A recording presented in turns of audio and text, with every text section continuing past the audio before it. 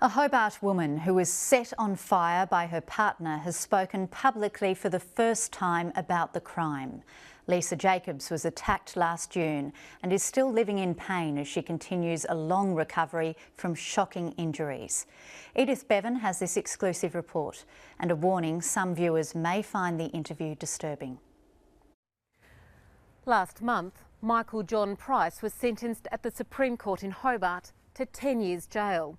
He deliberately poured petrol over his girlfriend and set her on fire. The judge said his intention was to disfigure her. Price's 18-month-long relationship with mother of four Lisa Jacobs had been violent. He'd punched her, choked her and broken her arm. So why did she stay? Why did she continue to put herself at risk?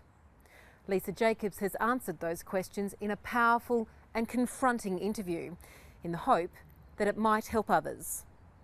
Lisa Jacobs, thank you for joining us. Can I start by asking you what you actually remember about what happened that night? We started arguing, then he said, I'm going to burn you. And he picked up the petrol tin and opened the lid and poured it over me and then pulled out his lighter and lit it. Yeah, I remember being on fire and trying to pat myself out and screaming.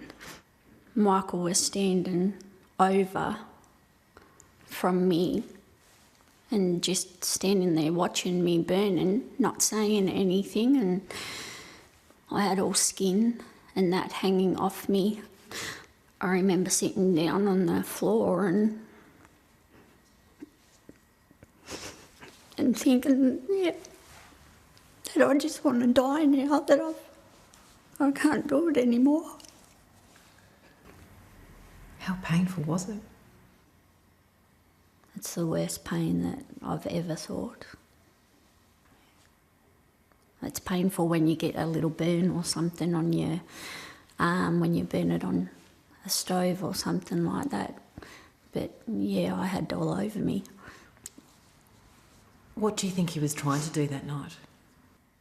Burn. I know that he wanted to burn my face and change the way that I looked and how I felt, and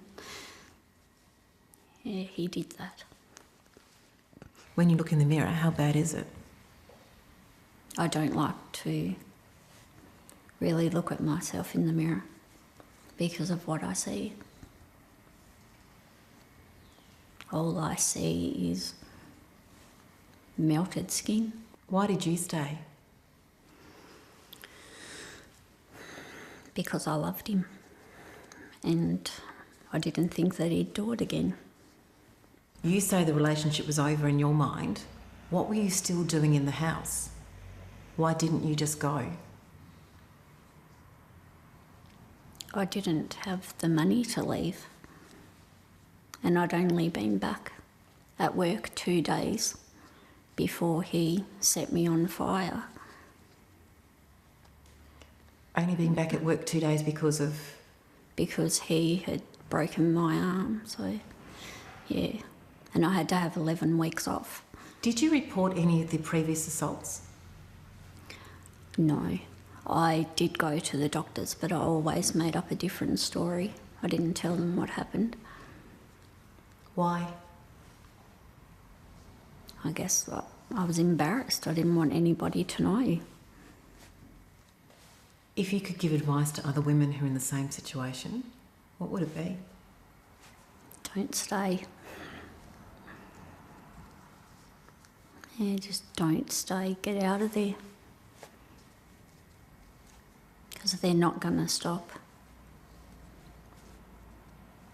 They say sorry, but they're not going to stop. If you're not working, how are you affording a private rental?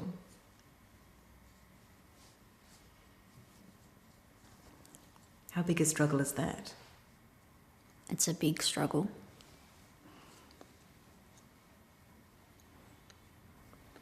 He left me without a job, without being able to afford everyday things. Is 10 years enough? Not really, no. I've got to live with this and my kids have to live with this for the rest of our life. He'll get out and he'll lead his life. He's changed my life and my kids' lives forever. Tasmania is now believed to have the toughest child pornography laws in the country. The strong stance is being welcomed by victim support groups, but the legal fraternities warning they may lead to some people unwittingly committing criminal acts. Former schoolteacher Nicholas Bester has been jailed for 4 months for bragging on social media about a schoolgirl he'd sexually abused. Legal experts say his comments were inappropriate, distasteful and crude, but are questioning whether they could really be classed as child pornography. It is a very narrow interpretation of what child pornography is. We need to recognise that is sexual violence and it's a new form of sexual violence, and we do need to take a tough stance on that. In Tasmania, child exploitation material is anything that a reasonable person would find offensive that depicts a person under 18 engaged in sexual activity or context. The legislation is very broad. It covers a whole gamut of comments, behaviours. In a case where a person makes offensive comments on Facebook or brags about their exploits, if I can use that term in relation to a person who's underage, it's questionable whether or not that ought to be considered to be child pornography. There's concern teenagers exchanging explicit images and texts may earn themselves a criminal record. We need to make sure that we define child pornography properly so that we're not picking up cases, and I'm not picking any particular case, but we're not picking up cases where it's an inadvertent rather than intentional reference. Victim support groups say Tasmania's hard line should be applauded. We need to think about the impact it's having on the person that's being talked about or the images that are being shared. And, you know, the impact is re-traumatisation, and it can have devastating effects on people's lives. Because Bester pleaded guilty, the charge did not go to hearing. It hasn't been tested by a court, so we don't know whether that's what would be accepted as child pornography. Experts believe with the increasing popularity of social media, it won't be long before Tasmania sees how tough the laws really are. Edith Bevin, ABC News. The first person prosecuted under Tasmania's laws banning pro-life protests is appealing against his conviction. Graham Preston is arguing Tasmania's reproductive health laws are unconstitutional and impinge on his right to freedom of religion and right to political speech. It's a battle that may well end up in the High Court, and constitutional law experts say Preston may have a point. To the women running the gauntlet of protesters to enter a termination clinic, it's intimidation and harassment.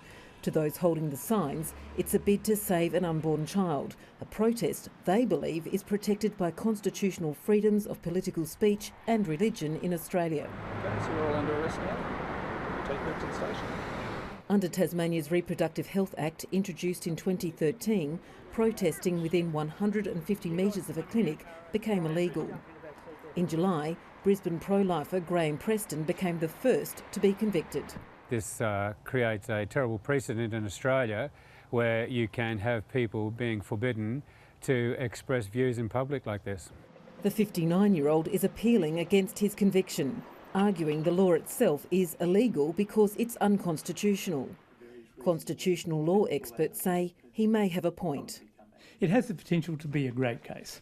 Tasmania is the only state that guarantees religious freedom, and constitutional experts say the challenge raises a number of difficult issues about that freedom and also whether Preston's protests fall within the implied right to political freedom of speech in the federal constitution. They're difficult issues and could easily see this case going to the High Court and the High Court splitting on it. Preston was unsuccessful in his bid to fight his conviction for similar protests in Queensland, but he's determined to take this one all the way to Australia's High Court. Such laws which have already been now introduced into Victoria and the ACT, and now there's a move here in Queensland to have a bubble zone around the abortion clinics. We want to see all of those overturned, and by going to the High Court, and if we're successful, those all should be overturned. But it's actually not a battle over abortion itself, but rather between old and new rights.